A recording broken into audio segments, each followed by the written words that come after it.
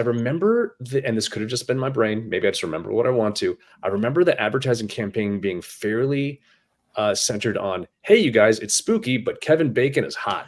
We are. Yeah, that's what the cover looks like too. Yeah, the cover looks like that, or the He's like, poster. hey, look at me, I'm gonna pickaxe nipples. And he's coming off of a couple years before Wild Things. There's going to be Hollow Man, where he's also pretty naked after that. So I think we're in like a hot bacon. There's some kind of food pun there. Hot bacon, nice bacon job.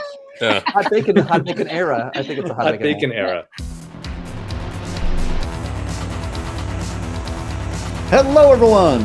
My name is Aaron Christensen, and this is Horror 101 with Dr. AC, a gathering place for fellow fiends the world over to discuss all things freaky and frightening. If you want to be part of the conversation, and I hope you do, I invite you to like this video, subscribe to the channel, maybe go back and check out some of our previous episodes, leave a comment, and most importantly, let us know the fright flicks you'd like to discuss in the future. That kind of connection is exactly what we're looking for, and it really does make a difference. We're all about sharing the scare, and we want to hear from you. With scores of classic ghost movies populating the silver screen, video shelves, and streaming queues, it's still a pleasant surprise to have two noteworthy examples arriving the same year. That's exactly what happened in 1999, when M. Night Shyamalan's The Sixth Sense and David Koepp's Stir of Echoes hit theaters within a month of each other. For his third feature effort, writer-director Shyamalan decided to tackle one of the oldest antagonists in the history of horror, but with a twist. And what a twist it was. However, the film would not have gone on to become one of the highest-grossing titles of the year, as well as securing 6 Oscar nominations, had it simply been a clever gotcha ending. The excellent performances by Bruce Willis, Toni Collette, and breakout star Haley Joel Osment elevated it beyond being a mere fright flick. It became a genuine cinematic event. Sixth Sense is that rare beast that changes from one viewing to the next, with Shyamalan's subtle shadings and stylings informing the deeply emotional story. As a result, it was no surprise that writer-director David Koepp's adaptation of Richard Matheson's 1958 novel Stir of Echoes was seen as an also-ran in the Celluloid Spirit sweepstakes. Kevin Bacon plays Tom, a blue-collar Chicagoan for whom a post-hypnotic party trick leads to visions of a tragically murdered child crying out for justice from beyond the grave. As Tom grows more unhinged and his family grows more concerned for his sanity, it is strongly implied that Tom's son also has the gift, or curse, of communicating with the other side. Tonight, 25 years later, we re-examine these two spooky standouts and discuss their similarities, their differences, and their legacies over the past quarter century.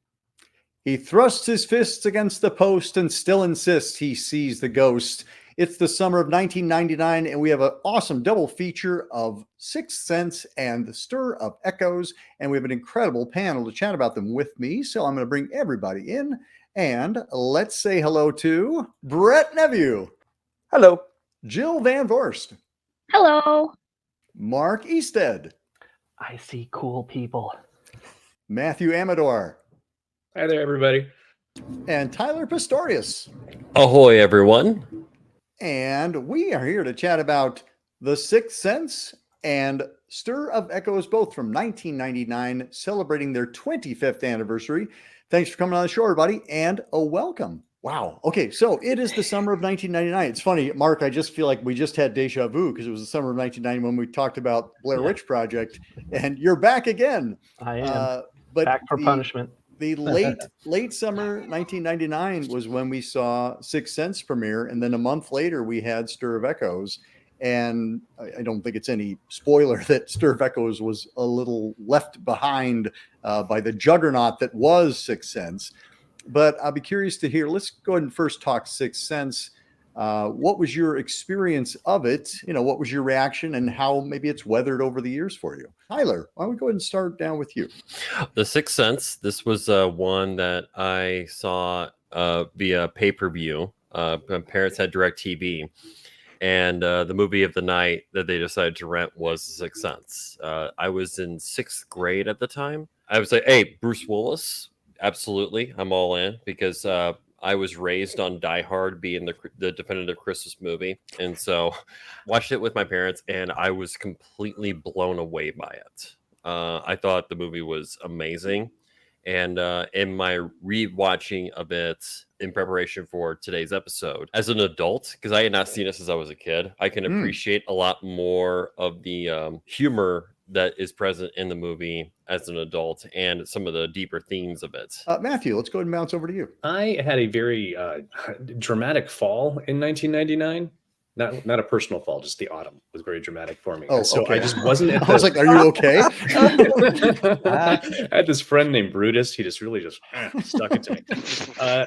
Didn't end up getting to see this movie, although this checks all my boxes. I would have been at theaters seeing this. I didn't get around to seeing this till about like 02, 03 when I rented it from the video store. And I knew that there was a twist, like drum roll, a twist. And my story about seeing this movie is every time I talk to someone almost spoiled it for me. And they're like, and the twist at the end is like, don't, I haven't seen it yet. And they said, don't worry, it's just the dog. It's just the dog the whole time. And I was like, mother, now I'm going to know. So when I rented it in 02, 03, I was like, where's this damn dog? I know this dog is the key to unlocking the entire movie. And no dog. So it was still preserved for me some 4 years later, even though I thought that I had been hoodwinked. Those are some great friends you have, Matthew. Hang on to them. Mark, what about you? Yes, I'm significantly older than Tyler was when he saw it. I was 29 in 1999 when I saw it in theaters. Me too. I knew it had a twist, but I didn't know what it was. And not knowing about the twist makes the movie much scarier the first time. It was creepy, especially at that time. I was not as quite the experienced horror hound that I am these days. So I found it creepy and moving, and the wonderful performance. I was blown away by Haley Joel Osment. Still, to me, if not the best, one of the best child performances ever. He was just so naturally playing that role. And then I've rewatched it multiple times, but I did just rewatch it again today, actually. And it totally stands up for me. I will warn you as we get into it, I am a Shyamalan apologist. I will watch anything he makes. I'll defend anything he makes. Not saying they're all good, but I'll defend it. But I think this is his most complete movie. I'll say that. Jill. I saw it, didn't know anything about it, and I was so excited. And like, it's such like an emotional movie. It's so emotional. And just watching it again last week, I was just a big sob again. I really love it. I love like the relationship between Cole and his mom, and like there's just so much going on. I still loved it, and I'm sure I saw it in the theater multiple times because I'm a theater person. And Brett, how about you? Also, I was 29 when I saw this film. I had been hearing about it a lot. Up until then, I really track any sort of, even now, a lot of horror, especially ghost story movies. And it was the same year as Blair Witch, right? And it felt like there was just some great stuff happening. And so I saw it in the theater, obviously. And it was one of the few times that my wife, back then, I mean, you go to the movies. And she came to this movie with me. She would never watch a movie like this with me now if I was just going to watch on video or something or on streaming. But she was like, hey, a movie, I'll go with you. She was terrified by this film, the blanket scene, especially the little tent part. And so that made it even more fun for me in a horrible way, to just be experiencing that with her. But I didn't know what was going to happen. And I immediately wanted to see it again because of that, just to, check for clues on back. I did a bunch of research. And to this day, I teach screenwriting at Northwestern, and I teach horror, fantasy, and supernatural class, and we still use this one, or I still use this one as an example of how to get it right. Pacing, structure, the time it takes, and beyond that, just the characters, especially a child, a kid that feels like going through something honest, going through some mental issues that really feel real. And the metaphor for it feels absolutely real when it comes to bullying or becomes to anxiety or depression or any of those things. It feels absolutely real. And the mother and son relationship also feels absolutely real. I'm glad you mentioned the story structure, because this really does feel like a classic screenplay in that we have an introduction, we have kind of a 3-act structure, and then we have kind of a coda. And all of the filmmaking techniques are also very kind of classical in that there's a lot of fluid camera movement. There's not a lot of jump cuts. There's like fade to blacks and like at the end of the act. That may have been why it resonated so well with audiences, is that it was easy to take in. And it's extremely well shot by cinematographer Tak Fujimoto. And it's amazing that like this is Shyamalan's one of his first films. And he talks a little bit about how he had just had the germ of an idea. Like he wrote the script and it was terrible in his words, but he had like the little germ of an idea of like toward the end where the ghosts are, they want something. And then it finds out that it is actually a ghost, you know, that the relationship between our main protagonist and the other character is that the one of them is dead already. Yeah. It's something interesting in this too. It feels like the actors, and compared to some of his later films, aren't playing it like they're in a ghost story or a horror film. Right. They're just acting in a movie. Yeah. And I mean, and compared to a movie that we're going to talk about soon, Stir Echo is very much different in that way. And I think that gives it an authenticity that a lot of ghost story films don't have, that it feels like people. It still feels like a movie, but it does feel like people. Well, and I like the fact that it does, like, as they say, they don't know they're dead. Like they don't know they're ghosts. So everybody is playing it as though they are real. There's not any kind of heightened quality to it. And Bruce Willis, you know, really dials everything down. He dials every moonlighting tick he ever had and just dials it way back. And it's such a simple and clean performance. I think it's absolutely one of the best things he's ever done. I'd actually go as far as to say it might be his best performance. And that's saying something, because he also would go on to do Moonrise Kingdom and Looper. But that's the thing. He's so completely dialed in. He completely trusted M. Night Shyamalan and his vision. And one of the things that I noticed about the movie is the usage of the color red, like the door handle, and also the suit that the mother wears at the funeral that both Bruce Willis and Haley Joel Osment go to, and all that stuff. And I remember there was, back in the day, there were, because I think it was on Showtime that they had shown this, and sometimes there would be a little bumper that will have like a behind the scenes reel, and there'd be M. Night Shyamalan talking about the usage of the color red. And if there was something that was red that was in the scene that didn't belong, he'd be like, no, get it out. So like that kind of thought that he put into the making of this, especially because I think it was his second film that he directed, because he did Wide Awake prior to that. But that was the second feature-length movie. It's like that kind of foresight that he put into that is just incredible. It's amazing he got to do it. He was asking $1 million and I have to direct. And he somehow got it. And that he got that cast, for it to be a second film, and all those things that are falling into place. It's like there's some magic here, and you can feel the magic of all those things happening, and it needs that kind of magic to believe it. It's a magic trick. The whole thing is one big magic trick. Yeah. And so you have to have professionals. If you want it to be a really good trick, you have to have professionals, and including him. I mean, like you said, though, like there's a trust involved where everybody believes that this script can work. And they trust this director's vision because he feels so kind of confident and grounded within it. Like he knows the kind of story he wants to tell.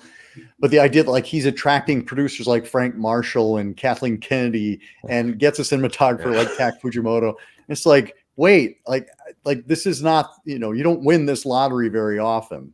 And also having James Newton Howard on the score. Yeah. Oh boy.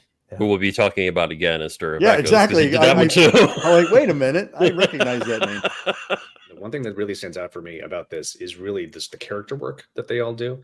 And it's one of the most impressive things across Shyamalan's oeuvre. I guess we can say he has his own oeuvre across his resume. We can say that. When he leans into a character's moral dilemma, when he leans into the conflict, I'm thinking of Signs. I'm thinking of less of Lady in the Water. I'm thinking less of The Happening. But I'm thinking of this. I'm even thinking of Old. Like that really is his strong suit, where he really just, the horror of it all is almost a MacGuffin. Or just something just to the side. Like the main dish is really seeing these people actually wrestle with stuff. I guess now people might put it into an elevated horror kind of niche because it just has metaphor. Although most horror throughout the years has had metaphor. all good horror. All good horror. Yeah, well, when I we say, talked about Motel Hell, all surface. Motel Hell is all Yeah, surface. right. oh, come on, there's a metaphor there. Is It's it? motel and it's hell. I mean, My mother, rest her soul, she loved Motel Hell, so I do think And there's something rightly to so. right. Rightly so. it. Let's talk a little bit about the twist ending, because it was something that was so preciously guarded by the audience and critics.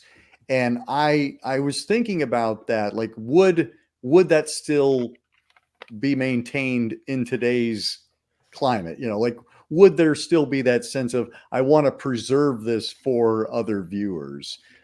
Jill, like, when you saw it the first time and it has that revelation, do you remember what your reaction was? I guess I was astonished because it seems like after you see it, you're like, oh my gosh, that's so amazing how these things all happened. And I think that nowadays, I think it's almost impossible, because people will even say like the ending is amazing, and that will give it all away anyway. Like, even if they just say that little thing, like, I just want to say this, I'm always like, just don't say anything, because I don't want any spoilers.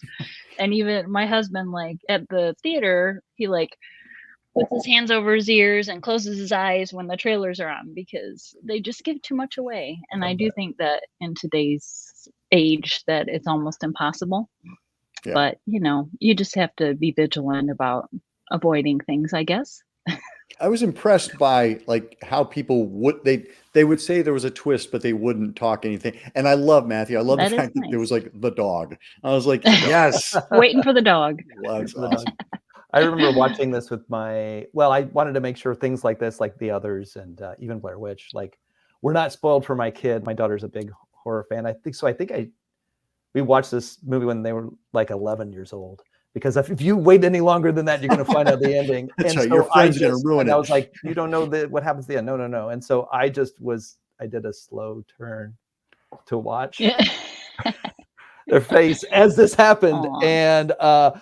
And they were blown away. And I was like, oh, good that you didn't know. You weren't just trying to humor me. But I think it's really important I mean, that's the point. That's the point. Again, it's like, do you want to know the trick?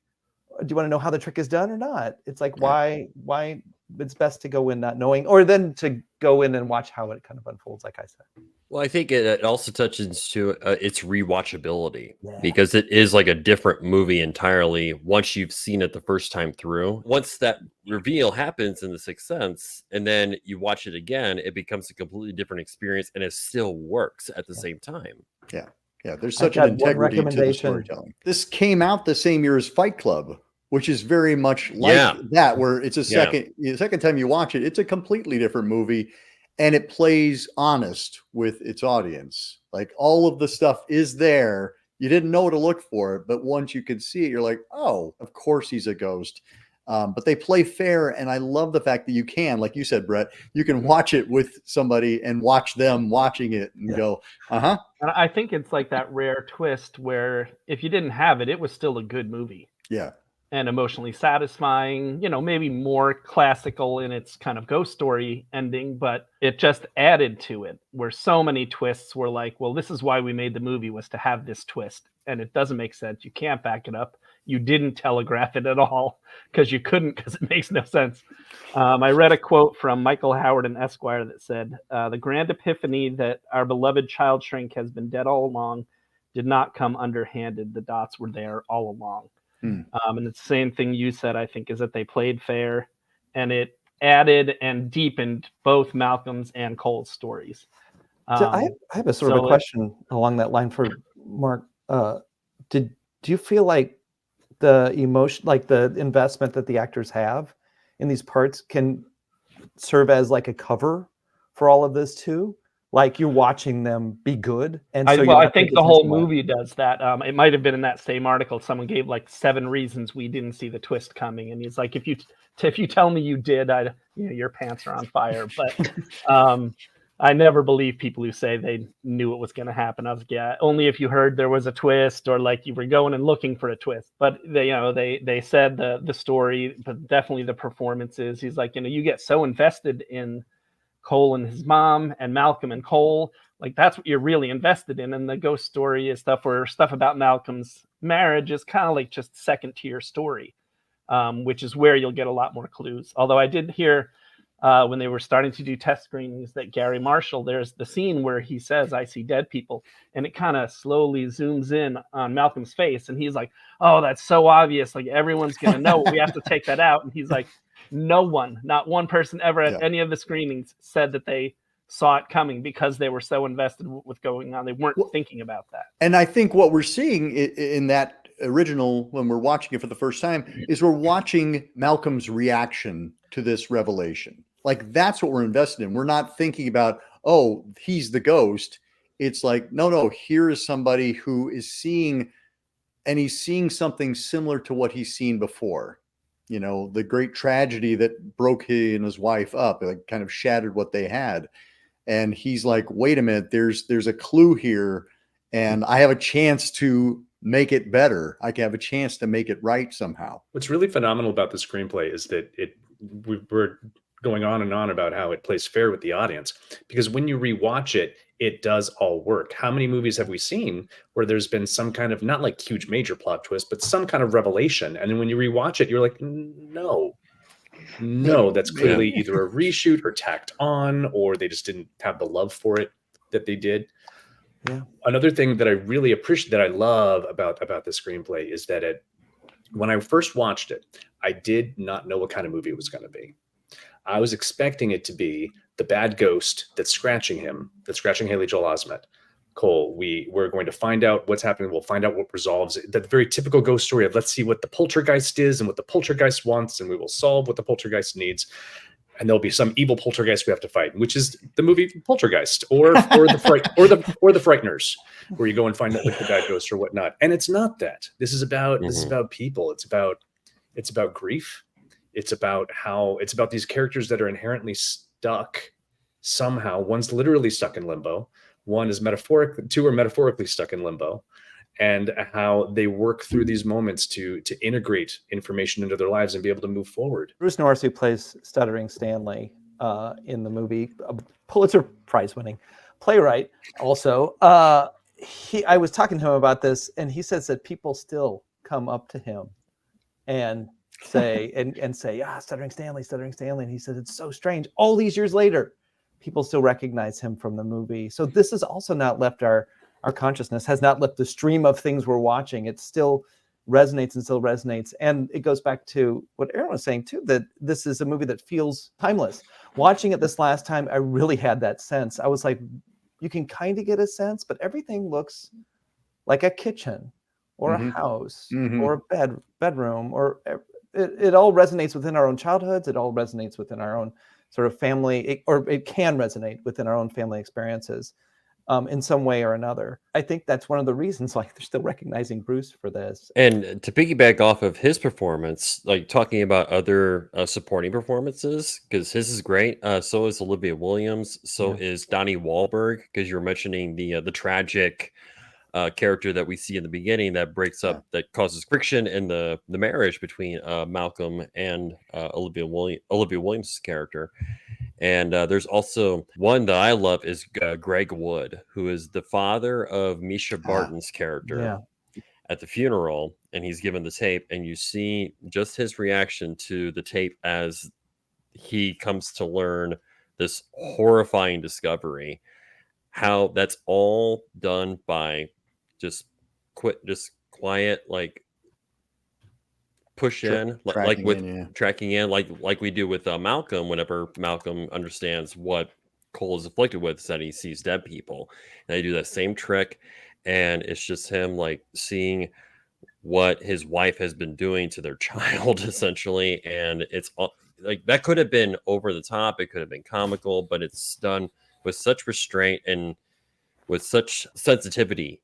I think is the word. Yeah, it's done with such sensitivity that it's even the side performances in this are just wonderful to watch. It's kind of a miracle movie in that to get a performance like that, or to get a performer like Haley Joel Osment at that moment in time, because you're hanging this movie on him. If that performance didn't work, this movie would not work. and yet he is so honest and so genuine in every single, and such kind of like nuanced emotions that he's playing through. There's a scene where he's in the tent and he goes out and he's going to the bathroom, and the woman walks past him, and it's, you know, somebody who is a woman who has cut her wrists, and he runs back to the tent, and there isn't that sense of just breaking down, crying, hysterical. He's furious with himself. He knows the rules. You don't leave the tent. It's safe in the tent. And if you leave the tent, you're probably going to see a ghost. And he's just so angry at himself for He had to having pee, done though, that. didn't he? He had to pee so bad. I know. And you see that struggle. So cute. We all understand that one for sure. It's like, I can't hide under the covers forever. Also, that moment gave me nightmares for like a month when I first saw it. Somebody said earlier, like, it plays like a kind of a classical drama. The scary moments are there, but they're less scary because I actually am empathizing with every single ghost. Like, I'm not seeing them as scary things. And that's what Malcolm and Cole come to discover, is that if we look at these ghosts not as scary ghosts, but as people in who need pain our help, yeah. and who are looking for help. There's a scene, and it's one of my favorite scenes. Haley Joel Osment is up in the balcony. I think it's right at the midpoint, and his acting shifts, and suddenly he's like a little bit. He's like he's 40 years old, and Bruce Willis is like the kid way down there on the floor, confused kid, and he's like marching the soldier along the balcony, and his voice even changed. And I'm like, how does this kid know to do this now? Like, he took some direction in that moment, and he's suddenly very serious here. And it's like the only time that really happens in the movie that, I mean, the shift maintains, but his arc as an actor is fascinating. He really tracks that story really well. But I love that moment. And it's, you know, not even a scary moment or anything like that. It's just acting and story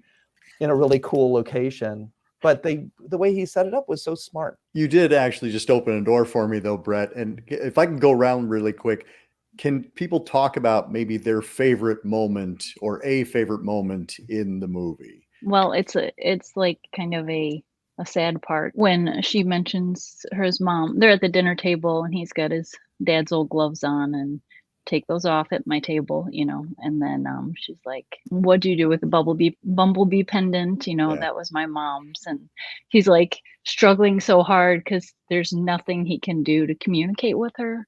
It's so hard, you know, to think about that situation and like, what is he supposed to do? And then like at the end, when he figures out what he needs to do after they're in the car and it's the car wreck, and he like figures out, this is when I need to tell her, you know. Those two are pretty amazing scenes, I think. Yeah, nice bookends. Mark? Some of the same. I just felt for him so in that first scene that Jill was talking about, like that he wanted to tell his mom the truth. So he wasn't going to lie. And even though it got him kicked out of the table and done with his roast beef, he was just like, I want to be honest with my mom. I don't know what to do because no one believes me. And I don't want her to look at me like a freak like everyone else does. And I always loved in the writing from Shyamalan where, you know, the line that she always uses, which is, look at my face. I would never think that about you. That was always that's a good one that you could see a parent using continually with the kid, where the kid would, as soon as they said it, the kid would understand, okay, like we're on good terms. And I also do love the scene in the car. For emotional beats, those two scenes are two of the biggest. Yeah. You know, I have no idea if Haley Joel Osment was super mature at that age. I'm guessing he was. I do know I read Michael Cera actually tried out for the role. Oh, really? But then Shyamalan said that Haley Joel Osment got it. Partly, he's like, one, he's the only kid who wore a tie to the audition, but also he's like, we're sitting there talking about it, and Haley Joel Osment's like, I read it 3 times last night. And he's like, oh, you read your part 3 times? He's like, no, I read the script 3 times. And he was like, oh man, like, this is the kid. And he just was able, you know, a lot of decent child performances to me are a kid who knows how to play themselves pretty naturally on screen, where this felt just like a really good acting in a good way, where it still did feel like him, but I have a feeling he would have been a little bit different if you talked to him in real life. He just played it, but he could tap into the emotions really well. Well, and you see such a range from him too. Like, you get to see him scared and angry and and happy, joyful at the end. He's a real actor. That's the thing. He's not just it wasn't put together in the editing room. You know, No, we he know plays that. the interior of that character. It's incredible. Most kids would just play, that surface stuff, but he really plays the heart. Yeah, that scene in the car at the end with Toni Collette and Haley Joel Osment, I was welling up. I was crying by the end of that one. It just, this time around, maybe because, I'm in my 40s now, but picking up on, this is a mom who is putting her kid through private school by how many jobs does she have? And she's overworked, and seeing that she's hung up on this moment. Oh my God, it's happening right now. And she's approval from her mom that she never thought she had, and then realizing that it's been there all the time, every day. Oh my God. The part that also stuck out at me was at the end when after Cole discovers theater, and he's it's a moment that's played for not horror, but it still startles when he's getting acting advice from the deceased director, and it's not played to scare you. It's just played as now this is his life. And it was, I thought, very well done in a way that said, don't be scared of it, but recognize that there's horror out in the world, if that makes sense. That really hit me this time around. I was like, oh, beautiful. Tyler? I have 3. I'm going to basically do a countdown, if that's okay. And I'll do them lines. 3, one with Bruce Willis. You were never second, ever. What he says to his wife when he realizes what he actually is and that he can let go. 2, yes, the scene between Toni Collette and Haley Joel Osment in the car. I was full crying during my last watching of it. Do I Make Her Proud just kills me every single time. 1, and I think this is the most important thing. I agree. I thought Tommy Tomasimo sucked big time. Because he does. He's terrible. He's terrible in that play. He is. And he's also terrible in that commercial that he's in. Not good. Not good. I like he's so terrible. That levity that stuff provides is so necessary. Oh man. Be quiet, village idiot. Yes. Exactly. He's a fantastic foil, though. Again, a testament to how well written the script is. Well, geez, you could make him a bully, but they make him like a bully with career aspirations. Yeah. I love that. These did remind me of one other line that hit me this time because 25 years later it means something different. Cole and Malcolm are talking, and he's talking about how he drew the drawing of the guy stabbing another guy with, and he's like, and I don't draw those pictures anymore. I draw dogs and families, and I draw rainbows. And he says, you don't have meetings about rainbows. And in the story, it's very impactful and meaningful, like sad that this kid had to realize this, and you can't tell the truth and be yourself. But I was like, 25 years later, we are again living in a world where they'll have meetings about rainbows, sadly. And, it has a whole different impact. I think a kid watching it now who's struggling with certain issues would be like, I just had one yesterday. Or I just had made fun of in school for that yesterday. There's one moment, well, 2 actually, that haven't been mentioned already. And one of them is just such a simple moment, but it's when you're getting the revelation of Malcolm Crow's actual, existence, and that red doorknob, and you find out that the door's been blocked. Yeah. And we've been watching him try to open it over and over again. And we don't really know what we're supposed to get out of that. Like what door is he trying to get into? Is it the basement door? Because we see him downstairs. It's like, does he just pass through it like a ghost? Like how does that work? What does that door actually represent? And then to come back around to it and be like, he can't see it because they only see what they want to see. Yep. I was like, that is just perfect. And you think about, that's how he's been going through this entire movie, is only seeing what he wants to see, and the ghosts only see what they need to see. Yeah, there's something in that, and it's something that maybe I'm very late in realizing this, but the reason why that was in front of the door was because it kept opening, and so she had to put that there to keep it from opening because she kept finding it open. I wonder if that's true, because that would make sense in this. Because I was always like, why would you block off that door? I'm like, because it keeps being, every time you come home, it's open. Or every time you wake up, it's open. And the other thought I had is too, that somewhere I read today, at the beginning, one of the very first scenes is Olivia Williams going into the basement to get wine. And he doesn't have an office space down there. Right. Later he does, because probably over those months she was kind of like, She's I been can't do storing this it there. anymore. Yeah. I don't know what to do with all this. I can't just throw it away. It's going down in the basement. And I'm going to block it off because I really can't, I have enough to think about. I can't add to it.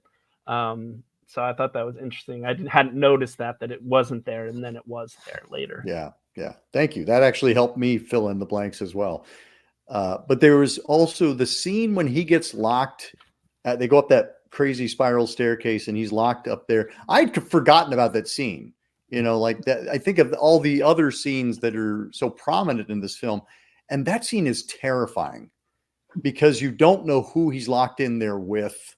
And we never hear about it. We never know what that is about. We know that it bit him, but that's all we know. And it's that scene where even the bullies who kind of pushed him into it, they hadn't intended for it to lock and then not be able to get him out. And that Toni Collette is frantically beating on the door, and then it just unlocks at some point. And you go, okay, that looks so bad for Cole. Looks like he locked himself in there and then he let himself out when he'd had enough. And again, they had the red balloon floated up, so signifying the ghost, I guess. Yeah. When she takes him out, he's completely limp. I mean, he's like out, and that's so scary as a parent to think about that. Like, you open a door and there's your kid in there, and they look like you might have died in there as you don't have any clue what happened. And I think he's also wearing red. Yeah, he's wearing the red sweater. Yeah. I did read a tidbit about Toni Collette getting cast as well. Oh, good. And Shyamalan had seen Muriel's Wedding, and he's like, I want her to play this role. And he told Bruce Willis, and Bruce Willis was like, oh, I love Muriel's Wedding. And he's like, so I met with her, like not with everyone else knowing yet. And she had shaved her head. He's like, I don't know if it was personal or for a role, but like her head was shaved. And he was like, so she just auditioned, and Bruce and I watched it and thought she was awesome. We never showed the producers that audition. We just said, oh, it's that girl from Muriel's Wedding. She's really good. And throughout the movie, that hair she's wearing is actually a wig from the Velvet Goldmine. Oh, wow. He's like, we didn't even have our own wig from that movie. Velvet Goldmine rewatch, I think, is what that is. Exactly. That blew my, because all the times I've watched The Sixth Sense, I never realized that was a wig that she was wearing. I never realized that. Again, another reason why this is such a great movie. Well, and she's such kind of a great blue collar character too, like without feeling like she's leaning into the blue collarness of it all. Like she has the nails and the hair and the wardrobe, and you're just kind of like, yeah, this is somebody who's doing the best they can with what they have, and they don't have a lot of quote sophistication. Well, one thing I touch on that was the city. That's such a cliche. The city is also a character, but certainly in this case, it feels like we go. Well, I'd say for Stir of Echoes as well. That's very true. Yeah, well, but it really feels like a town that is haunted. If there's a connection between the two movies other than ghosts, I felt it was the depiction of blue collar workers and families. So often, blue collar people in movies, it feels like they're play acting, and they created a fake little neighborhood. Where in these things, the houses they lived in and the neighborhood and the relationships with neighbors, they all felt legit. They all felt like Kevin Bacon and Catherine Erb were like perfectly fit into, you totally believe them as blue collar workers. Toni Collette, kind of the other side of that as being this single mother who's like working multiple jobs and just trying to make it through and feels like she has no help. Mom's gone and none of these other mothers are going to help me. And they both just captured that feeling of somewhat, feeling trapped and helpless in this lifestyle that you're in. And something that resonated for me this last time around, I talked about the trust that the actors and everybody else had in the script, all the producers and stuff. But this movie is about earning trust. Like, it really is about each character is trying to get the other person to trust them. Like, it just goes from dot to dot to dot, that it's all about nobody believes me, or I don't feel worthy and I need you to believe in me so that we can connect.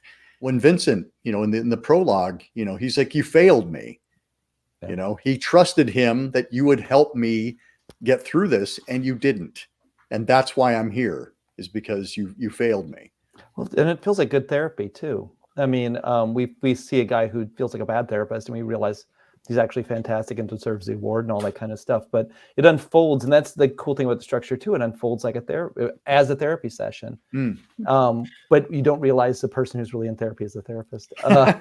Or they both are. Oh, Yeah. Yeah, they both are, and it's absolutely beautiful in that way, that we really gain trust in him because of the tactics he's using, child therapy tactics, to get a kid to talk. He's very good at it, making himself small, making himself slightly confused, being actually interested in what a kid has to say. It's just really good that it was this Bruce Willis therapist that was there for Cole, and not the Bruce Willis therapist from Color of Night. That's We true. don't You talk need about any- a bad therapist. Oh my god. the range of the man. Yeah. I hope this is a realistic depiction of Philly, in that I'm also a licensed clinical social worker, and if they just give plaques, that's lovely. I love that they are supporting their folks that way. Maybe they just gave in the the one, building- and they were like, "No, we shouldn't Just do the that one. anymore. We shouldn't." That's terrible. Is this a mold Jealous. we have to keep? Yeah, he was murdered by one of his patients. We need to stop giving out plaques. Stop it with the plaques. You were mentioning that about trust, and about this being like a therapy session, and building trust rather. And absolutely, I think it also works in terms of building trust with the audience. These past couple weeks, I rewatched this. I also rewatched Speed 2: Cruise Control, which does not Same trust movie, its really. audience. Honestly, it's the same thing, except one's a little wetter. and that's Sixth Sense is a little wetter. But Speed 2 doesn't trust its audience to the extent that it almost just has a boat go by and someone say, "Look, it's a boat." It doesn't trust its people, its audience, that much. And this one, we're looking at faces. We're looking at relationships between the people. We trust it so much that we want to go back and rewatch it and see it again from like a 15-degree difference right there. Yeah. It really is just a masterstroke of a movie. It's rare to have all these things working together. Yeah, agreed. Yeah. I think that reminded me of the scene where Malcolm was telling Cole, like, "I don't think I can be your doctor anymore." Ugh. And you could see Cole desperate, like, you can't, like, you're literally the only person I've ever told this. And I need you. And, to the extent that when, like, he's like, "I don't think I can," he's just desperately saying, "Well, at least tell me you believe me. Like, do you believe me? At least if I have that, it's like something to cling to if you leave. Like, I need this too badly." And I think, that is kind of what pushes him to be like, "All right, I need to at least look at this again, because this kid is so desperate." Again, played so well. Let's go ahead and shift into a month later, and out comes Stir of Echoes. And I remember hearing about it because it was shooting here in Chicago.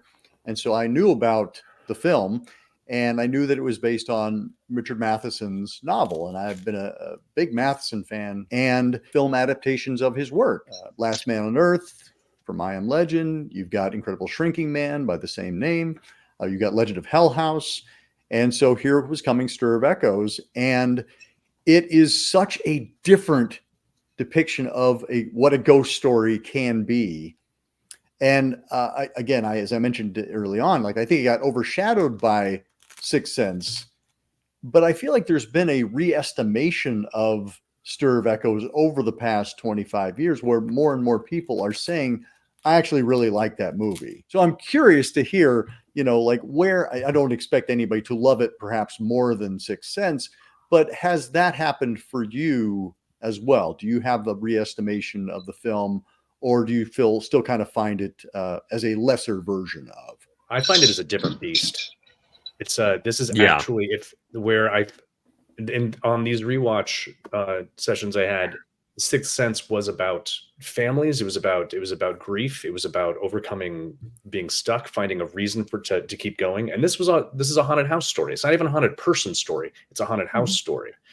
I'm curious. Did you read the book? Have you read this book that it's on? I did recently read it before I did the rewatch. Oh, fantastic! I've been so curious about that. About how Aaron, Has anybody else read the book? I have not. I've seen the Okay. sequel to Stir of Echoes, which Oh no! tell us about the book, please. Yeah, tell us the book. I will say, the Wikipedia for the book is woefully thin, so it doesn't really say anything. I promise I'll come back to the book. I think it's interesting that we want to hear about the book, because I think maybe that might help us well, at least for me, it would help me understand sort of the draw, because I agree, it feels like a bit of a standard haunted house story with Kevin Bacon yelling. The worst thing I think I could have done was watch Sixth Sense, then watch this movie, because it really, in comparison, I was like, oh, that is not as interesting. I saw, like, I was looking for my old friend actor Larry Newman Jr.'s in there, or all sorts of other people are in there, and I'm also like, it looks like 99 to me. I miss that, going to bars, going to see bands at lounge acts, all that kind of stuff. I miss those times in that way. God, I missed being 29. Who would have thought that? But that part of it was interesting to me. The other things, the basic story, maybe it's now too. We've seen that movie duplicated again and again and again and again, and feels like it had also been told in many ways before that too. And I was really having to work to try to find ways in. Yeah, that's sort of where I ended up. And again, I think that probably Sixth Sense probably ruined it a bit for me. It had the hard act to follow, for sure. Jill? I do think they're pretty different. Like the way, the way you see them, or the way I saw them. Stir of Echoes was kind of out of control, right? But Sixth Sense had so much control, like a complete juxtaposition there, I thought. And same with like little Haley Joel Osment. He like knew so well how to control his emotions and everything. And like Kevin Bacon is just flying off the handle, like doing all these ridiculous things. He can't control like what's happening to him.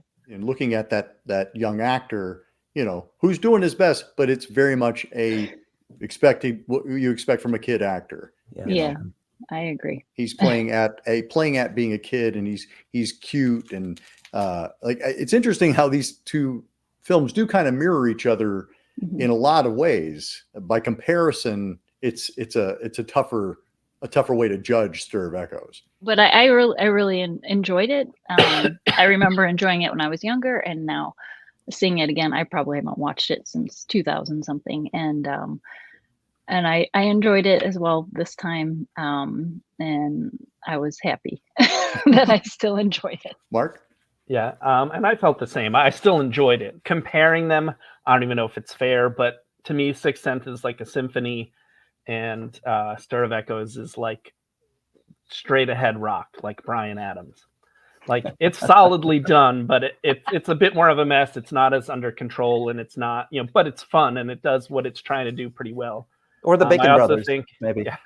Yeah, David, I don't know, David Koepp. Yeah, David Koepp. Yep. Like he's not Shyamalan. No, he does not have he's the not. Style. He had a few really cool shots in this movie that I'm sure we could talk about as we Yeah, go the on, visuals I think are really liked. impressive. Yeah. But overall, it just didn't have the style that everything else had. But I really liked the main character's performances, and even the kid. I think it's fair. He was playing himself, and he was a precocious, cute kid, and he did it well. But he couldn't, and he was literally 5. So to get more than you got was, would have been amazing. Where at least Haley Joel Osment was probably 10 or 11 when he was playing that role. I looked it up and I was like, what? He was born in 1994? Like, he literally was 5 when he made this movie. He was born on set. Yeah, exactly. But I did see it in theaters as well.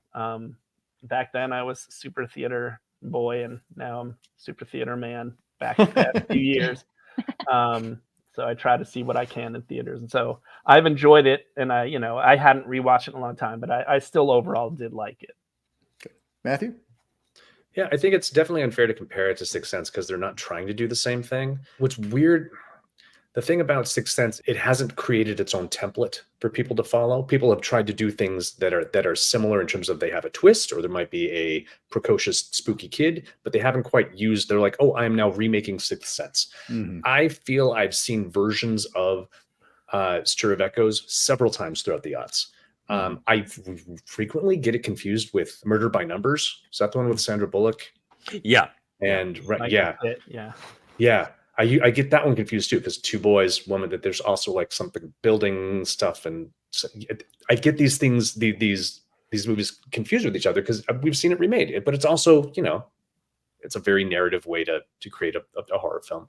One thing I remember from this coming out, I don't think it quite sticks the landing on, is I remember and this could have just been my brain. Maybe I just remember what I want to. I remember the advertising campaign being fairly centered on, hey, you guys, it's spooky, but Kevin Bacon is hot. And we are. Yeah, that's what the cover looks like too. Yeah, the cover looks like that, or the He's poster. like, hey, look at me, I'm gonna pickaxe. Look at me, nipples. And he's coming off of a couple years before Wild Things.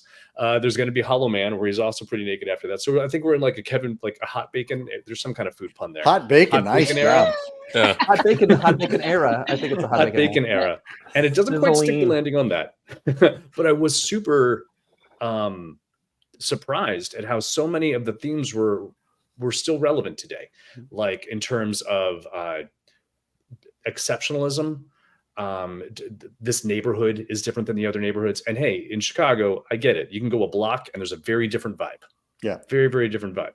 But in terms of neighborhood exceptionalism, in terms, I was getting big a big whiff, I don't think that's the right word, the thematic similarities between, Brock Turner, in terms of teen male exceptionalism. Like, we're going to make exceptions for these men. We should not let their mistakes, quote unquote, ruin the rest of their lives, even if they did murder a neighborhood girl. Which, okay, they say that Larry Newman, love the guy, drops the R word frequently when describing Samantha. Is her only disability that she wears glasses? right. I'm not seeing what you're seeing here. It might be a she's all that thing. Maybe she just took those off. I think, totally, and I think she also can tell that these people are creeps, and they're like, hey, Yeah, hey, no, hey. she can't. No, she totally can. Yeah. Yeah, and they don't like that. They don't like that that she can tell.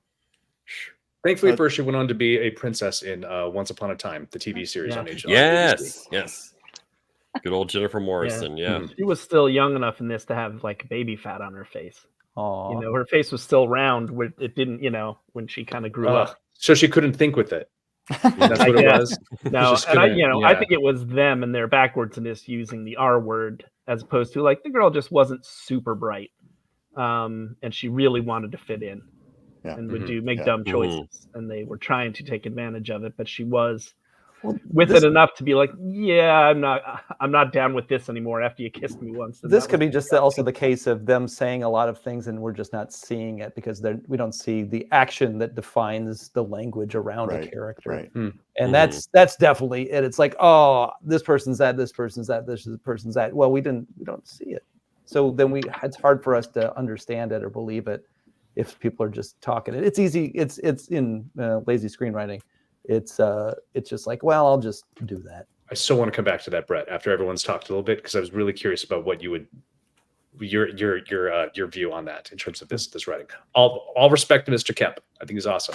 Yeah. Well, let's go do that and then jump over to Tyler. So, Brett, go ahead and respond to that, and then we'll talk about it. Sure. And it seems like producer notes. So we certainly have. And again, not to compare the two, in Sixth Sense, it feels like producers kind of left them alone to be good, and you can kind of tell there was not a lot of hands in this, but it feels like there was a lot of hands on this one. Explain this. All of the things that Matthew, you note, like male exceptionalism, all those sort of things feel like they are hammered.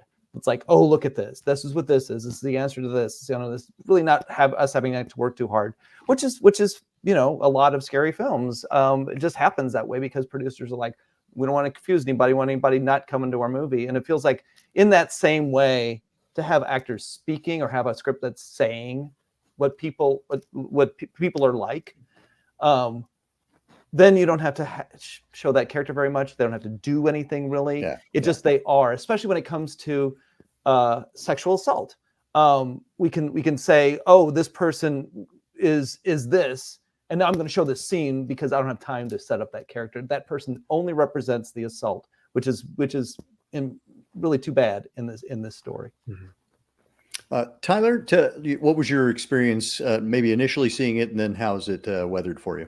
The first time that I saw it was also very early 2000s, probably the year 2000 when I saw it. I watched it with my sister. I only saw it the one time, but the moment that has lived rent free in my head for 24 years was Kevin Bacon kicking a pail accidentally into a window. I love that too.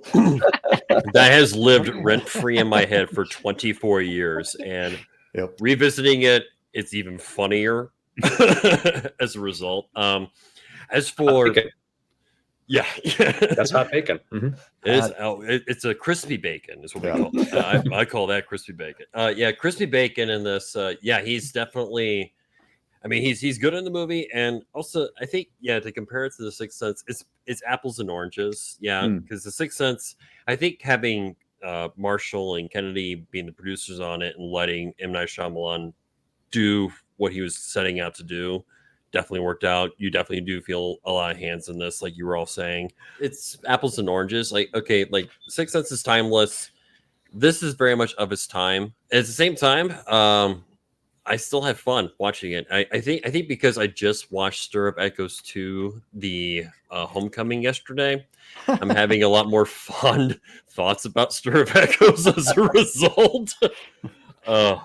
It's on you, Tyler. I mean, I appreciate your dedication. That is completely on me. I'm the one who saw it to say, don't watch Stir of Echoes 2, The Homecoming. Can you give us the mini plot, just a mini plot of what that? Okay, so it's centered around a veteran of, I want to say, the Afghanistan War. I say that because the opening of the movie is presented in this manner where it's that Saving Private Ryan slow motion effect during the whenever Tom Hanks is having a moment, but that's how the entire sequence is played out. And then he goes back to Chicago, and they try to explain the rules of Stir of Echoes again and fail to do so.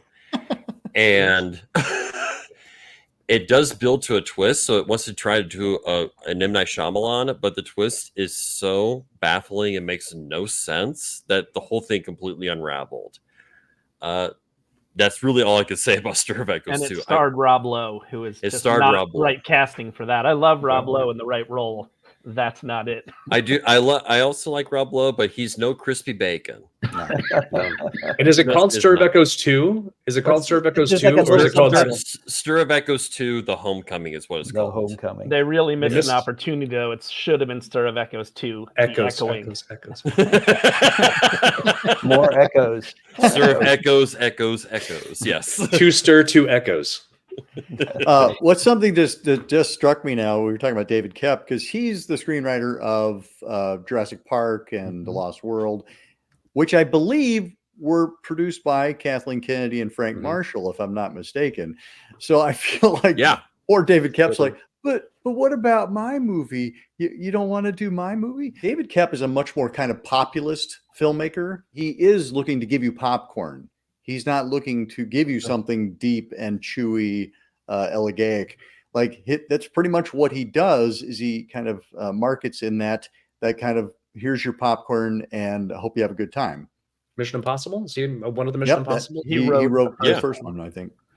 He also directed the 90s The Arrival with Charlie Sheen. Yeah. Which is another, it's fun, but I think he might have even directed that one. But I think you're right. I wouldn't call it good, but it was entertaining. I think and also when you get a Spielberg or a De Palma directing one of his scripts, then you get something else entirely. Sure, but they're filling in the blanks that he's left in place. He did write Carlito's Way. That's right. And then about not quite 10 years after this, when Sixth Sense, of course, dominated the horror late summer right there, he made a movie called Ghost Town with Ricky Gervais. Right, with Ricky Gervais, which I've not seen, but I've heard it's actually pretty good. I hear it's fine. The tagline is he sees dead people and he finds them annoying. So it's kind of taking a swipe at those who kind of took him out at the knees. It's Ricky Gervais. So the concept is Ricky Gervais can see dead people after a near-death experience at the proctologist, which I'm sure is classier than it actually sounds. I don't know that it is. I did see it. Did you like it, Jill? I was mildly entertained. I don't remember it hardly at all. I do remember the opening scene of him doing his colonoscopy preparation, though. A lot of fun. Scary. But the book is very much about, there's no blue collar element really. I mean, they're living in a rented house. It's a young couple, but really it's about the discovery of the phenomenon. Like he's having these, he can see things, he can hear things. It's a brother-in-law that hypnotizes him as opposed to a sister-in-law. The kid is very much like a 1 or 2 year old. So there's some little changes there, but mostly the mystery is not about the murder at all. It's about who is this girl that keeps appearing to me, and why do I keep hearing people's thoughts, and why do I know things ahead of time? So it's very much kind of just about his experience as an open window, as an open vessel. And you don't really even get to the murder until like the last 10 pages. And it's a very different, and I remember watching it because I hadn't read the book prior. I remember watching it and just going, how interesting that like this is what you choose to adapt into this story. It would have been a very interesting straight adaptation had they been more faithful. I don't know that it would have made for a good movie, to be honest.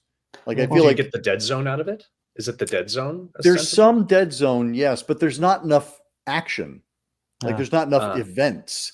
It's just kind of like what that experience is like, where you think you're going crazy and people around you think you're going crazy, but you know you're not going crazy and you're seeing ghosts. I highly recommend the book, and I don't know that this adaptation is what I would have made of it. I just think it's kind of an interesting experiment that this is what David Koepp thought would be the best way to adapt this story in these times. Certainly, it doesn't sound as sexy as this movie ended up being. I mean, there's a lot of stuff going on in this one. It feels like 99 in that way, like very, very rock and roll. You know, like there's a lot of visual cuts and just this, like the zooming in on the big letters on the screen, and strange gratuitous nudity, and it feels like of that period. It's like, oh no, we don't want to do something boring. Let's do this, and well, it ends up being a little boring. Yeah. Well, it becomes being easily digestible and not challenging. For me, at least. And looks and feels dated, unlike The Sixth Sense. Yeah, Sixth Sense does not. Other than it's not old enough to be black and white. Like you could judge it.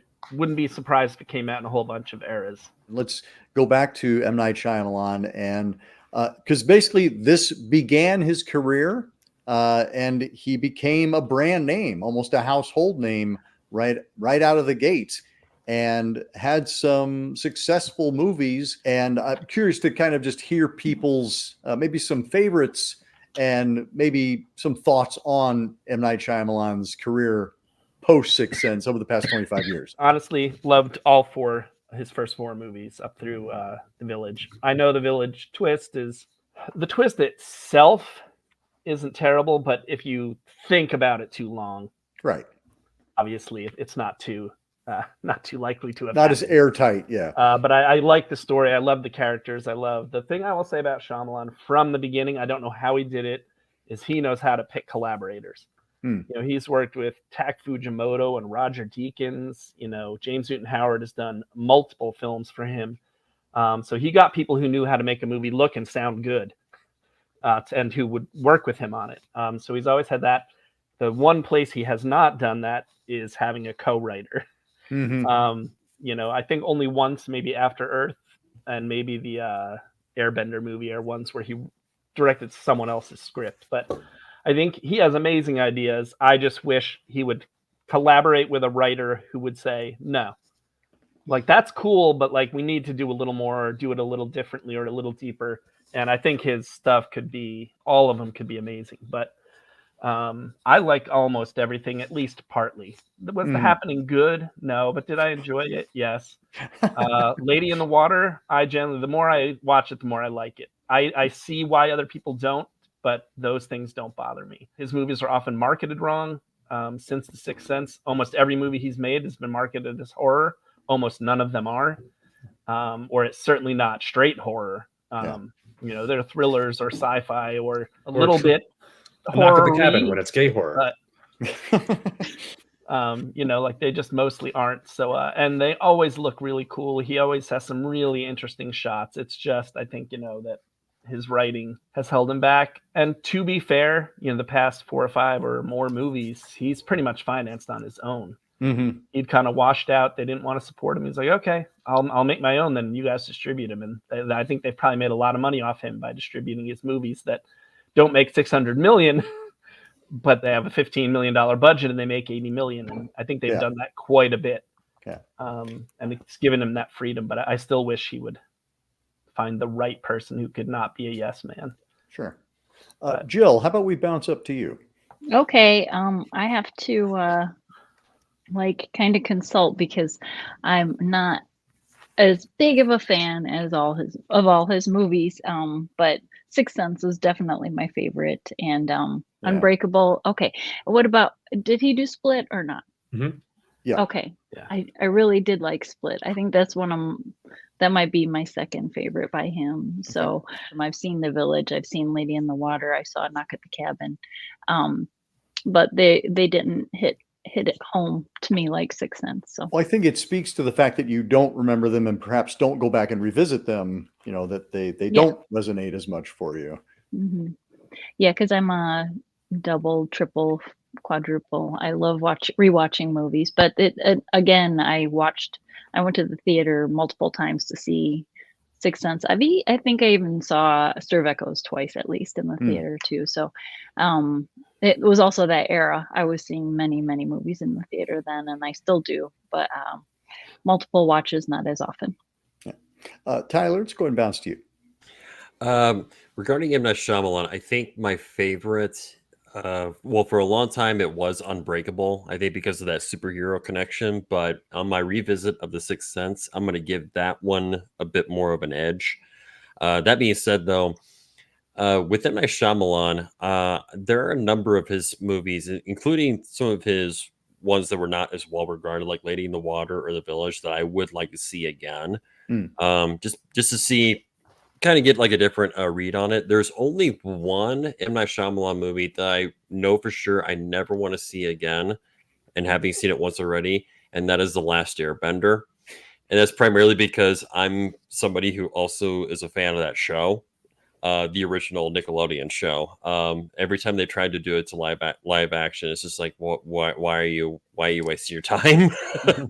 But no, with M. Night Shyamalan, no, he's got a distinct voice, and it comes through in his scripts and how his characters speak the dialogue. I think even with The Sixth Sense, and with that, it works really well. Same with the Unbreakable. With The Happening, it's a little awkward, but there's an entertainment that I get from that. And I'm with you, Jill. I also think Split is a very good movie. And that it's funny to see like him kind of rise and fall, and he's rising again. And now with The Trap coming out, which I know for sure I'm going to go see. I haven't watched any of the trailers for it prior to the first one. Don't want to know anything about it. And trailers today give everything away unless you're Osgood Perkins, and you're marketing long legs. It gives everything away. So with The Trap, I know for sure when it comes to M. Night Shyamalan, I'm going to be there opening night. I'm in that guy's corner. Brett, how about you? I do like Split quite a bit, obviously. Sixth Sense. But The Visit, actually, I have right up there. Almost right equal. Sixth Sense maybe a little bit, but The Visit is another one that I watched with my daughter. And because that one is a fairy tale, basically, Hansel and Gretel, my daughter Leah really connected with that. And Deanna Dunnigan, who's another Chicago actor, Tony winner, and a friend of mine, is in it. And just watching Deanna have a part like that, and watching how much fun she was having. That's the thing about that movie too, is it looked like they were having a blast making it. Not all of his movies, people look like they're having a blast. Looks like they're often like, I don't understand what's going on, but I'll just say my lines and then I guess I'll just go to my trailer and maybe just hope this is over soon. But that one, it looked like across the board, everybody was having so much fun because they just wanted to get to that ending. I really enjoy it every time that I see it on like one of the screens for whatever it is on Apple TV or something like that. I'm like, oh, hey, Leah, look, Visit. And they're like, oh, no. I don't like it. So it had an impact. And yes, I'm also looking forward to the new one too. Matthew? Yeah, first, Brett, I'm saying my lines. That was a really good Mark Wahlberg. Oh, thanks. That was really. I wasn't doing that. That was Shyamalan's work. He's my muse. I don't know why I'm a muse. Help me. Yeah. Yeah, he was the worst casting he ever did in a main role. I love the framing, the way that Unbreakable is shot, the way that everything is a comic book cell. I think is just I love even just catching it when it's on TV. I'll be like, I will need to just stop and pay attention to it for a while. I think it's gorgeous. Love The Sixth Sense. Old, I enjoy. Although one of my favorite things I ever read about it online was they're like, okay, it's a beach and you go and you get old. That's every beach. You want a movie, you tell me a beach and you get young. That's a movie. But I also have to pull out The Visit is probably one of my favorite. I am not a fan of found footage at all. I'm going to say 80%, 90%. It's somewhere in there of the found footage movies that I've seen. I just don't like. And this one kept me. This one kept me connected to the screen, and I really, really enjoyed it. And I really had to give it up to someone who could craft it in a way that was that kept me engaged. And I got to give it up to M. Night. Yeah, we're in a first and middle name basis. I saw The Visit. Deanna Dunnigan is also a pal, and she contributes to the Scarathon that I hold every October.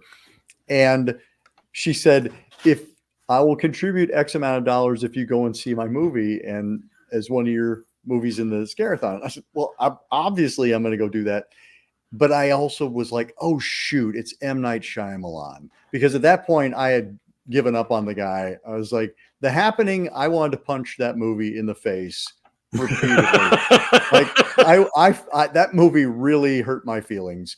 And then I didn't even see Last Airbender because I heard such terrible things. I was just like, oh, my God. But to your point, Mark, The Visit was one of the first ones that he self-financed. Yeah. He really scales everything down. I will say I hate the kids with a passion, but I love the old folks so much that it absolutely worked for me. Yeah, Split was good. Old did not work for me. But then Knock at the Cabin, I was like, okay, maybe. So yeah, he really is somebody who I think he takes those big swings. And it's unfortunate that he came out as the guy with the twist ending. I feel like that did not serve him at all to always try and deliver a big twist, because people go in now looking for it. Nobody was looking for it in The Sixth Sense. Like, nobody was expecting there to be a twist because it was the first time, we kind of had heard of this guy. But I think since then we've been like, okay, so what's the twist? And he keeps doing twist endings, which I'm like, come on, Knight. What are you doing? Like, just tell a straight ahead story. It's okay. He likes twists. Like, don't tell me I can't. I'll keep doing it. The recurring thing that does kind of bug me about his movies across the board is he loves him some Hitchcock. And so as an homage to that, he puts himself in the film, where Hitchcock will just be winding a clock or walking a dog. M. Night always gives pivotal, crucial plot details. Yeah. And I was like, okay. I think he needs those SAG points so he can keep his insurance. He needs some healthcare weeks. One thing I forgot to add is one thing I do love about him is his curiosity. And I think that's why he keeps making films. I think he's really curious about the paranormal. He's really curious about just human existence. He's like a really curious filmmaker. Yeah. And I think it's an obsession at this point. Just this is how he expresses everything.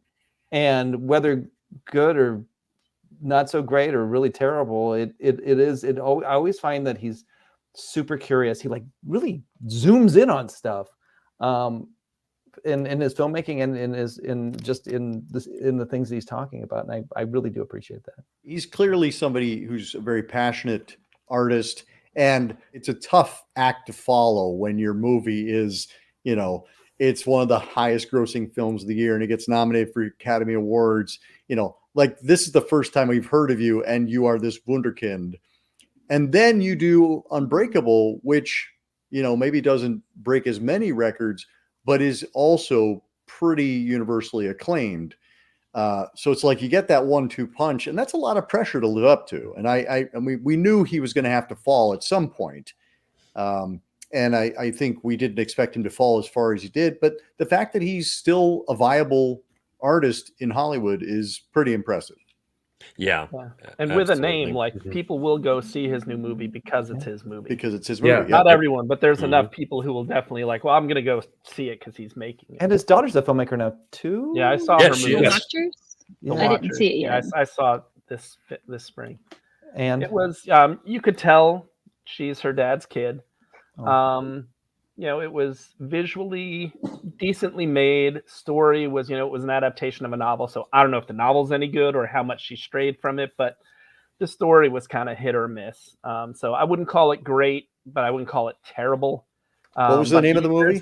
The Watchers was with Dakota Fanning. Yeah. It had enough in there, but I would check out what she did next, but I wouldn't go in with like super high expectations. But she has the in now. Her dad probably is financing her movies too. So, and in the new one, the pop star Lady Raven is his other daughter, who is a pop star, who's like songs have like 2 to 3 million hits on YouTube, but she plays Lady Raven. I didn't know other that. daughter. Oh Yeah. wow! Wow. So I No forget wonder her he name. wants to shoot it like or Stalika, Yeah. I think hers Shyamalan. But the whole thing is shot like a concert film. He said, "No wonder." Yeah. It's all making Yeah, sense. it's kind of be like a Lady Gaga, Taylor Swift type of thing where everyone's obsessed with going to see her. Cool. and I would Are we say- now? Have we turned a corner? Is the twist now that we're celebrating Nepo babies? What can you do? You're a Is that what- Nepo baby. You got to do something with what you Nepo. That's the problem. If you don't, then you're going to get it even worse. I am one who will argue till I die, though, that Signs did not have a twist ending. I also Don't say think it's one anything. of I've the never most- seen it. The most You've not seen Signs? Oh. No. rewatchable of all his movies. I for know. me. I love. Don't the watch family Coda. performances. Coda is a loose remake of Signs, so don't. Maybe I watched that. I don't know. Wait, I'm like what? Jill. I'm like, what did I watch? He's trying to pull a dog on you. I'm pulling a dog on Oh, you. I my don't tell you anything my about it. I just felt Yeah, the it's ending Signs. was more of a here's all these pieces we've laid out that all come together. It's Yeah, not I'll my watch that. goodness, I'll I watch didn't that. see that coming. Ma- It was like, Matthew- this all makes sense. Now you may not think it makes sense, and that's where people would like or hate it, but I just see those crop circles on the poster. I'm like, I know how to make those. A string and like a Yeah. stick, whatever. No, and Matthew, thank you for the Science Coda Shyamalan twist here Oh, that you that's pulled in this discussion. Yeah. It took me a second. I was like, what? Oh. Now you realize it. Now you see how they're connected. Not Now you see bad. it. Don't tell Yes, Brett, yeah. but now you see No, how they're don't tell connected. Brett. Don't tell Brett. Were we on mute? Does he know? Did he hear? I wasn't paying attention. He's not watching this. I stopped We're listening. gonna hours listen to what ago. Matt says. No. and I do say Unbreakable is the best superhero origin story movie. It's That's I, tough to hard to I argue with, revisited yeah. that one in 2020, and I was like, wow, this really holds up. Yeah. And, Another one with the relationships between the characters that were Yep. great. Another Yeah. great kid actor, the one who was in Gladiator, gave a great performance. in that Spencer too. Treat Clark, yeah. final thoughts on tonight's double feature. What a wonderful trip back to 1999. The double feature was, especially just sitting down at the TV at night or well into the evening and watching some fun spooky ghost stories, and one of them still being absolutely timeless to this day, to the point where as an adult that I appreciate it even more than I did as a kid. As a kid it scared me. As an adult it moves me to tears. It was interesting to pair them. I think in the past I've thought of them as being very similar-ish enough that I would pair them together. Now I don't think I would. Now I think I'd give them a couple weeks apart, enjoy them separately. They're good for what they are. They're both about, well, one's more about ghost justice, one's more about ghost vengeance. But I like them. I like them both. And I'm a sucker for hot bacon era. Yeah, I liked them both. And I do want to see things. It's just because they came out a month apart. If they came out even 6 months, 8 months apart, we wouldn't be talking about them together, I don't think. It's unfair to both. But it sounds weird, but I do want to give props to David Koepp that I think the best image in the whole movie was Kevin Bacon on the chair floating towards the screen.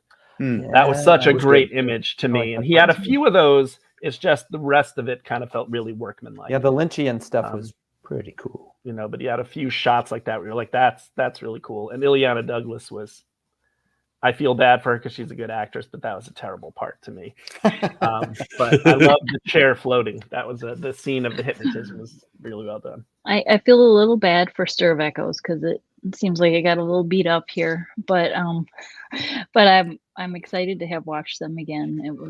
It was really fun, trip back to 1999, which I am a fan of 90s horror, unlike a lot of people. So You and me just both. gotta shout out to 90s Yeah, horror. 90s I stand in solidarity with you, Jill. Thank you, thank Also, you. It was great to go back. I mean, I think I watch Sixth Sense maybe once every year, and to just watch it every single time with focusing on something else. I think this time I was really tracking Haley Joel Osment's performance and his eyes mostly. It kicked my butt. It really did. And trying to get, like, I keep asking myself that question, how did they do that? How did he do that?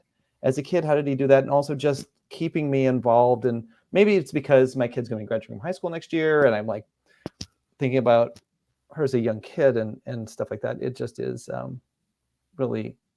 really struck me this time. I felt like Matthew, it's like I just got all choked up at the end of that movie, those conversations that you have with your kids. And then with Stir of Echoes, one thing that really struck me was the porch party.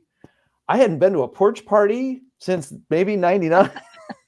A Chicago porch party. There's a keg. Everybody's hanging out. There's people yelling. There's like, everybody's there. Like everybody in the neighborhood's there. All your friends are there.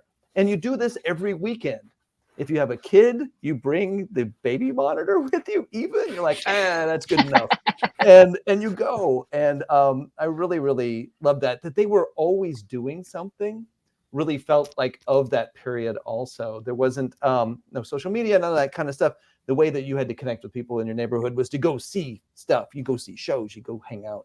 You talk to people. There's lots of laughing, lots of smoking, lots of drinking. And that's 99 for you. So the strange nostalgia that I ended up having for that period, even the clothes and the haircuts. I was like, I forgot that people they all look like they were in a indie band. Everybody, except that one guy. But everybody else looked like they're in a indie band. I really love that. For me, it was, I think I'd kind of taken Sixth Sense for granted. I remember loving it, but I haven't gone back and revisited it much. It's just one of those where I go, yeah, that's a good movie. I'll put it in Horror 101. Done. And then going back and revisiting, it's kind of like going back and seeing like a Kurosawa film or West Side Story and going, oh my gosh, this is so good. Like, this has no right to be this good.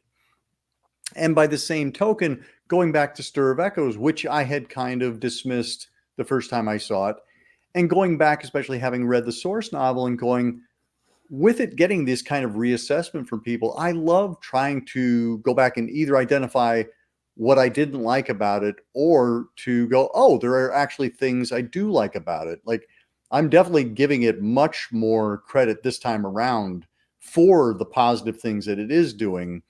Like, it is a popcorn movie and it does that pretty well.